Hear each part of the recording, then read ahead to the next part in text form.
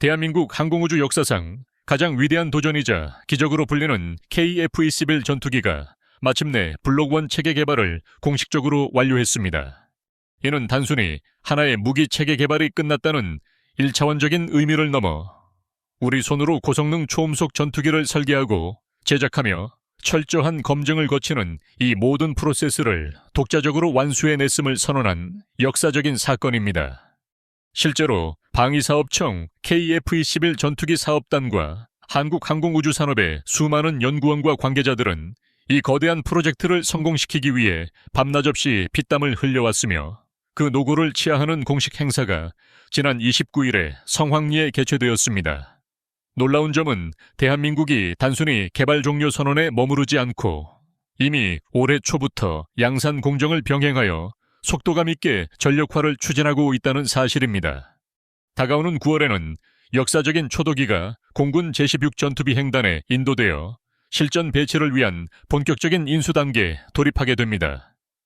이번에 인도되는 초도 양산 물량은 블록1 기준 총 40대 규모로 20대와 20대를 순차적으로 인도하는 방식으로 진행됩니다.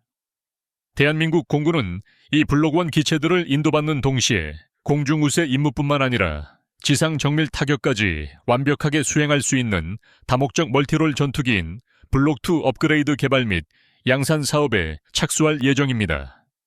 이에 따라 향후 80대에 달하는 블록2 개량 사업을 연이어 시행하여 공군이 목표로 하는 총 120대 전력화 로드맵을 향해 거침없이 나아갈 것입니다. 이처럼 눈부신 성공 가도를 달리는 K방산의 위상을 시기하고 견제하려는 글로벌 경쟁사들의 조직적인 흔들기 공작도 한층 치열해지고 있습니다. 최근 일부 언론과 단체를 중심으로 KF-21의 대당 획득 단가가 무려 1,840억 원에 육박한다는 자극적인 뉴스가 보도된 바 있습니다. 하지만 이는 명백히 왜곡된 사실이자 출처를 알 수 없는 가상치와 추정치에 불과합니다. 제작사인 KAI와 방위사업청은 이러한 가격 수치를 공식적으로 인정하거나 공표한 적이 전혀 없으며 이는 철저히 왜곡된 마타도어식 정보입니다. 우리가 주목해야 할 점은 KF-21이 가진 압도적인 기술 자립도입니다. KF-21은 심장 역할을 하는 제너럴 일렉트릭사의 F414 엔진을 제외하고 전투기의 가장 핵심적인 두뇌인 에이사 레이더와 IRST를 비롯한 고성능 항공전자 장비들을 대한민국 독자 기술로 개발해냈습니다. 이러한 국산화 부품의 실제 원가와 상세 제조 비용은 국가 안보와 직결된 대회비 이상의 극비 보안 사항이기 때문에 외부에서 정밀하게 계산하는 것 자체가 불가능합니다. 결국 일부 단체나 언론에서 주장하는 1,840억 원이라는 단가는 서방 측 고성능 전투기들의 일반적인 패키지 도입 비용을 기계적으로 단순 대입하여 만들어낸 허구의 숫자에 지나지 않습니다. 이 악의적인 단가 폭등 뉴스의 배후에는 글로벌 방산 시장에서 무서운 기세로 점유율을 넓혀가는 한국산 전투기의 등장을 극도로 경계하는 해외 경쟁사들과 경쟁 국가들의 은밀한 여론, 왜곡 공작이 숨어 있습니다. 그들은 K방산의 가격 경쟁력을 훼손하기 위해 온갖 경로를 통해 왜곡된 대화나 정체불명의 정보들을 언론 매체에 수시로 흘리고 있는 상황입니다. 그럼에도 불구하고 대한민국의 정밀한 거시 경제적 통제력과 대량 생산 체계는 이러한 당한 논란을 아주 가볍게 무력화하고 있습니다. 전투기 제조 원가에 지대한 영향을 미치는 핵심 변수인 환율은 최근 급속도로 안정세를 보이고 있습니다. 지난 7월 중순까지만 해도 달러당 1,500원에서 1,600원 선까지 폭등할 것이라는 우려 섞인 전망이 나오며 수입 부품 단가 상승에 대한 걱정이 팽배했으나 8월 초 현재 환율은 1,430원대 이하로 뚝 떨어졌습니다. 나아가 현재 미국, 일본, 대한민국의 긴밀한 공조 체제 하에 외환 시장이 안정화되면서 환율이 과거 안정기 수준인 1,380원대까지 추가 하락할 가능성이 지배적입니다. 환율이 안정되면 국산 전투기에 들어가는 일부 해외 조달 원자재와 엔진 등의 수입 비용이 대폭 절감되므로 전체 생산 단가는 눈에 띄게 낮아질 수밖에 없습니다.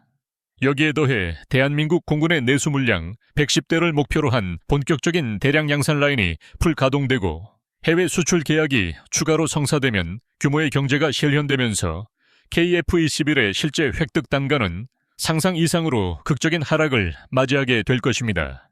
우리의 속을 썩이던 인도네시아의 고질적인 분담금 미납과 이중 플레이 역시 대한민국은 질질 끌려다니지 않고 영리하고도 주도적인 결단으로 전세를 완벽하게 역전시켰습니다. 인도네시아는 공동개발국이라는 지위만을 탐내며 분담금을 미루다가 결국 시제기 단 일대를 챙겨가는 아주 뻔뻔한 조건으로 개발 분담금 협상을 강제로 종결시켰습니다. 심지어 자신들의 국가 경제 사정이 어렵다는 핑계를 대면서 정작 뒤로는 다른 국가의 전투기를 사들이는 이중 플레이를 서슴지 않았고 당초 약속했던 48대의 도입 물량을 단 16대로 대폭 축소하겠다고 일방적으로 통보해 왔습니다. 그러면서도 염치 없게 KF-21의 핵심 기술인 소스코드와 비행 제어 소프트웨어 관련 자료를 통째로 넘겨달라는 터무니없는 요구를 계속해 왔습니다. 하지만 대한민국 방위산업의 수뇌부는 결코 호락호락하지 않았습니다. KAI의 수출 담당 임원진과 방위사업청은 이미 3, 4년 전부터 인도네시아의 이러한 배신과 전략적 이탈을 정확히 예견하고 빈틈없는 플랜 B 전략을 치밀하게 실행해 왔습니다. 인도네시아를 동남아시아 방산 파트너 순위에서 최하위인 4순위로 가차 없이 밀어버리고 그 빈자리를 대신할 대체 시장으로 필리핀을 1순위, 말레이시아를 2순위, 태국을 3순위로 재조정하는 정밀한 수출 다변화 라인을 구축한 것입니다. 인도네시아가 삭감해버린 32대의 물량은 필리핀과 말레이시아, 태국이 도입할 잠재적 물량으로 충분히 채우고도 남기 때문에 대한민국은 인도네시아의 꼼수에 휘둘릴 이유가 전혀 없게 되었습니다. 특히 이 전략적 대전환의 가장 핵심 파트너인 필리핀은 지금 대한민국 전투기를 통해 공군의 역사적인 대부화를 실현해 나가고 있습니다.